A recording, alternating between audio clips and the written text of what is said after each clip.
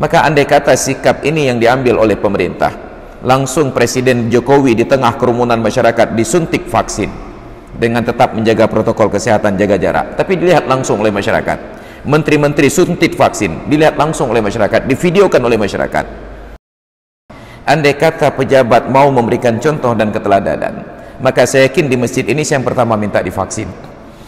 Tapi ketika melihat sikap mereka, maka saya pertama pula yang menolaknya. Kenapa? Karena kita tidak mendapati contoh dan teladan. Tapi Nabi muliakan istrinya. Beliau patuhi instruksi ini, beliau keluar lagi dari tenda tersebut, beliau panggil tukang cukur. Melihat Nabi mencukur kepalanya, apa yang terjadi?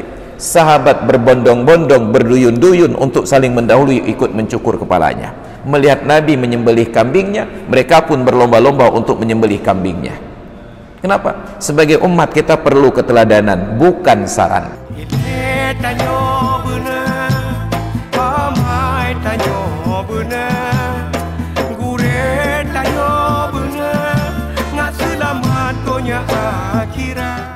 Kearifan-kearifan ini tidak mampu diserap oleh pemerintah dengan tidak melakukan pendekatan-pendekatan agama dan nilai-nilai adat.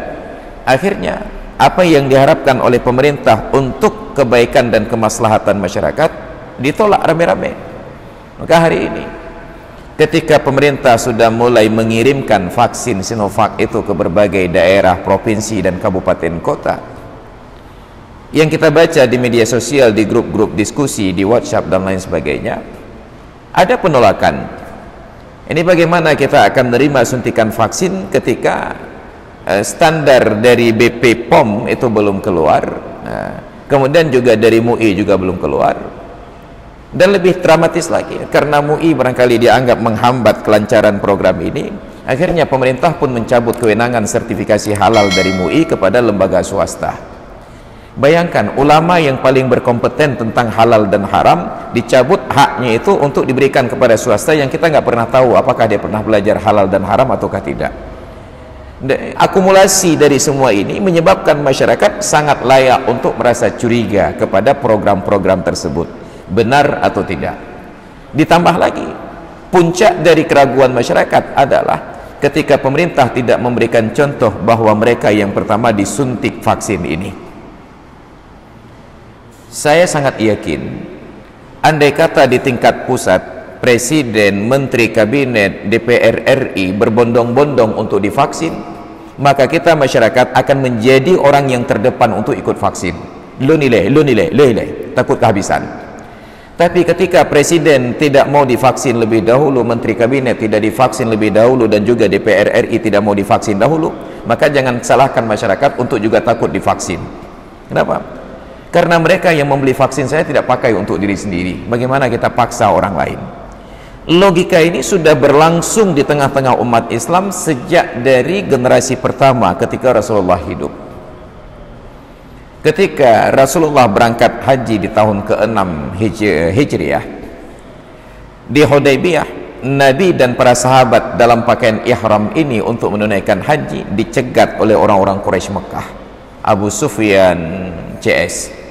Maka terjadilah perjanjian Hudaybiyah bahwa Nabi tidak boleh berhaji tahun itu dengan sahabat beliau, hanya boleh tahun berikutnya. Maka ketika sudah dikepung ihsar dalam hukum fiqah, seharusnya umat Islam membatalkan haji di Hudaybiyah dengan cara bertahallul dan menyembelih kambing sebagai dam. Apa yang terjadi? Nabi instruksikan perintah tersebut ke setiap jemaah yang hadir. Cukur rambut kalian dengan bertahallul dan sembelihlah kambing-kambing kalian.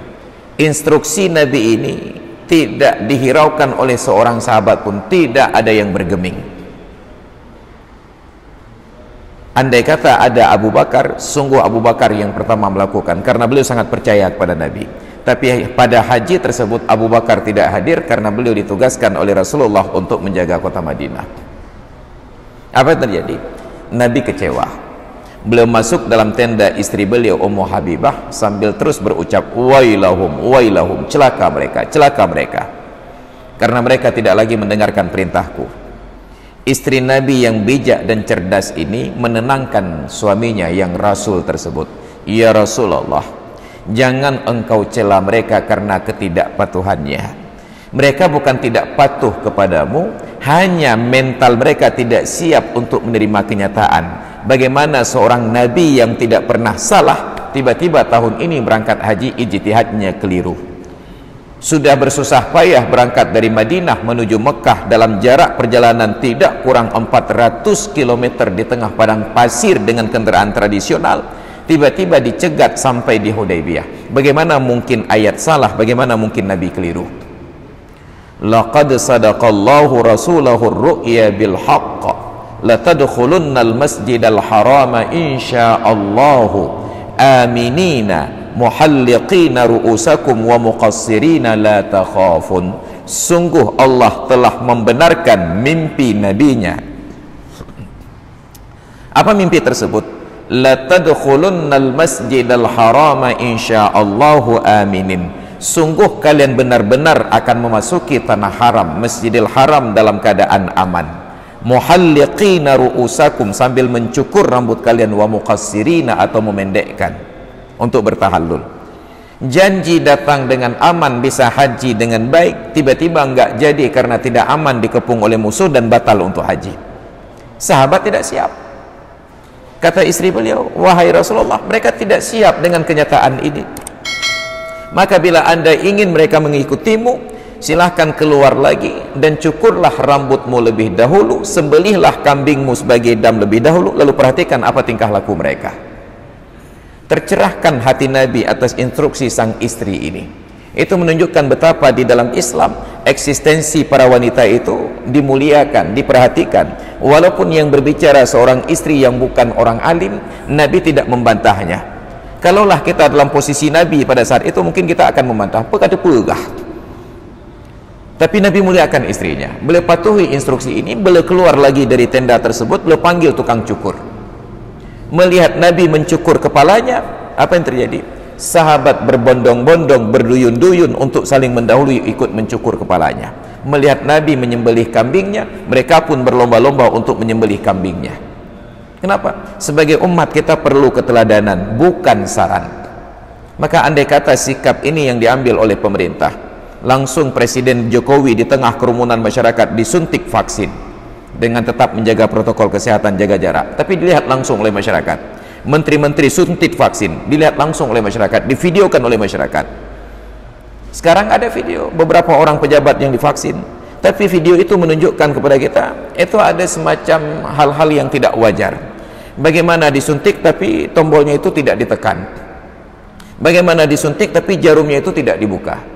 Kecurigaan masyarakat ini menjadi semakin kuat dan mereka semakin kuat pula untuk menolak pelaksanaan vaksin. Andai kata pejabat mau memberikan contoh dan keteladanan, maka saya yakin di masjid ini saya yang pertama minta divaksin. Tapi ketika melihat sikap mereka, maka saya pertama pula yang menolaknya. Kenapa? Karena kita tidak mendapati contoh dan teladan. Maka kita sampaikan hal ini untuk menjadi solusi, bukan untuk menolak dari program-program pemerintah. Kalau memang itu baik, kenapa tidak mereka lebih dahulu? Ternyata mereka tidak berani lebih dahulu, entah apa pertingkahnya, wallahu alam. Yang jelas keengganan mereka tersebut menimbulkan kecurigaan pada warga dan pada masyarakat. Maka na'udzubillah summa na'udzubillah. Ini Islam. Maka kesalehan itu adalah tentang berperilaku yang patut sesuai dengan kedudukan, sesuai dengan tempat dan keadaan. Gure tanyo